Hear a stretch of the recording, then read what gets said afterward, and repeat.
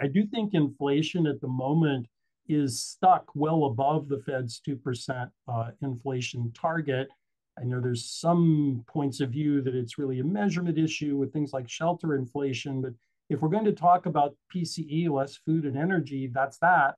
And even the shelter inflation numbers coming down a bit are still higher than were on a year over year basis.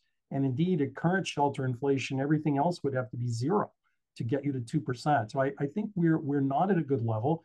I agree with you. If you look at the labor market and sum up actual jobs and job openings, the labor market still is holding up fairly well. There's some weakening, and I expect some weakening in the employment numbers we'll see on Friday. But broadly speaking, that seems to be holding up well. The economy is growing above most economists' measures of potential.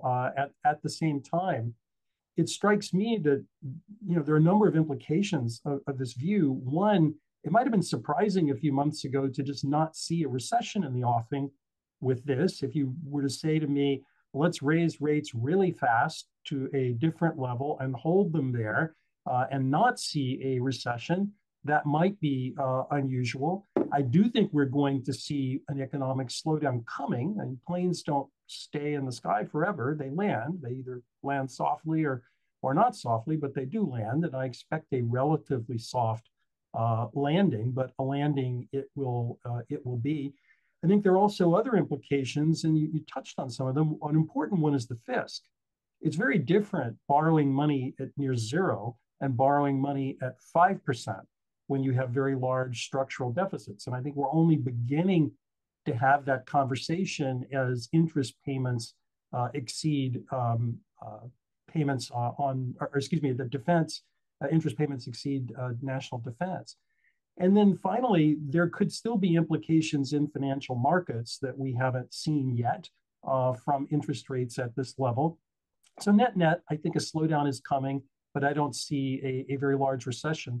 One other factor I would mention and get your take on all of the above is politics. I'm rarely worried about politics and the Fed. I mean, there are Fed chairs who've been appointed by Republican presidents and Democratic presidents, but they're technocratic individuals who do their jobs, whether you or I would agree with everything they do. I'm much more worried about politics, actually from both of the major party candidates. And I do think the Fed's independence remains important. But I'd love to get your take on the growth, the fisc, politics, any of that on the Fed. Yes, on the Fed's independence. I've certainly over time been critical of certain aspects of the Biden administration's economic policy, but I would say they have been much, much, much better on issues related to Fed independence than President Walton. The gap is even greater with the kinds of President Trump has said about his intentions in office. So I'd agree with you on independence of the Fed, but I would reject any idea of symmetry of sin in that regard. I think I'm a little less certain than you are about the slowdown in growth, though the data in the last little while has come in on the soft side, but we'll have to see how all of that plays out. I agree with you that we're not at the 2% inflation target, and I don't think we're on a convincing trajectory to the 2% inflation target.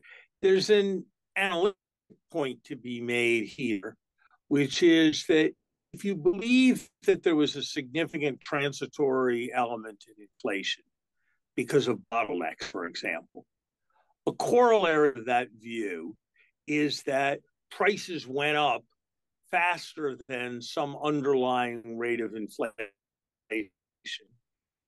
as certain relative price went up.